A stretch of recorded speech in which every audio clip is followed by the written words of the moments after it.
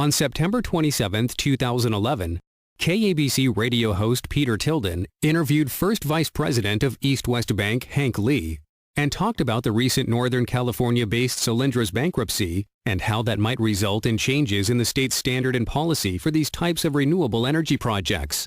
I mean, the news about Solyndra, this energy company that we bought into for $500 million plus, and then the company went kaputski a year later, has everybody up in arms going, wait a minute, is this impact the whole solar industry? Now, East West is involved in the solar industry in a big way.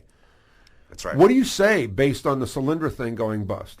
Well, it's a very interesting situation, and certainly there's a lot of press and a lot of focus, who knew what at what time. Right. What's very interesting, though, is this was a company that's backed by venture capitalists. Right. And, the plan for any venture capitalist investment is to go public. Solyndra actually filed an S-1 statement, which is basically a publishment of their financials prior to going public. And in that S-1 statement, not only did it show losses of the company, it also had a going concern opinion by their auditors. So what was the big deal? I mean, in talking to you guys before becoming a big news story and exploding, was that the takeaway is we have engineering and technology here, but not necessarily the manufacturing, and they couldn't compete manufacturing-wise? Well, they have a very interesting niche product, and the difference between their product and the other products, the conventional products there outside in the marketplace, is that their photovoltaic cells is actually put inside of a tube, hence the name Solyndra. Oh. So it's very similar to the fluorescent tubes that you have in your offices. So the problem was? The problem is that their manufacturing cost is a lot higher than a conventional flat panel. Even here, not just China, anywhere? Absolutely. Oh, wow. Absolutely. So they had a good idea that wasn't practical. Exactly. But wait a minute. If you just explained it to me that simply, I would have said pass. How come nobody, wait a minute.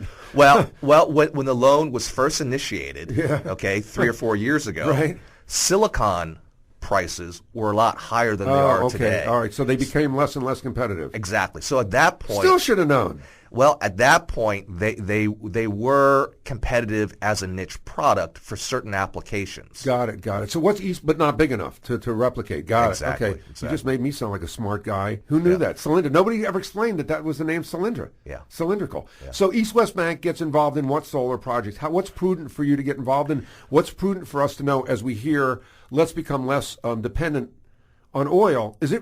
What's the reality to that? Because this thing can tarnish a whole industry, and it shouldn't, correct? That's right. So right now, all the states have various renewable portfolio standards. Yeah. And so what we have in California, we basically have a regulation and signed into law in terms of how much of a percentage of renewable energy we have to derive. And what is that percentage? Right now, it's at 20%, and we're headed towards 33%. That we have to meet. Exactly. So you guys vet really carefully what you're going to invest in and whether it's competitive and whether it's going to go belly up. That's right. And you've been involved in some pretty big projects. That's right. We're working on our third fund of projects, and the biggest project in that third fund is Edwards Air Force Base. Oh, right. So, and that's turning, how many photocells, how much power will that generate?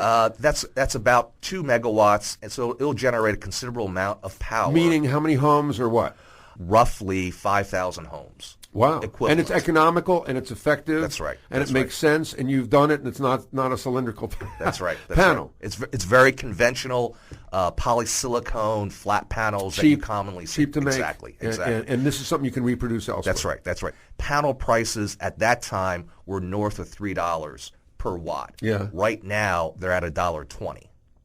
And are they dropping still too? And they still are dropping. So this will be, how long will this be viable? Or you got to keep on top of this when they go down to 90 and 80 and? Well, the benefit is with lower prices, like we saw with computer chips, is that overall the consumer benefits by lower prices. Of course. Okay. So what the industry is really looking for, the holy grail, is to have grid parity, which basically means that if you install a large solar system, that it's going to have an equivalent cost to what you're getting electricity from the grid. Being off the grid, is that what your ultimate is to do? No, not necessarily. Not necessarily. So the way that these systems typically are set up for direct customers inside their property or inside the fence, it's a percentage of their base load.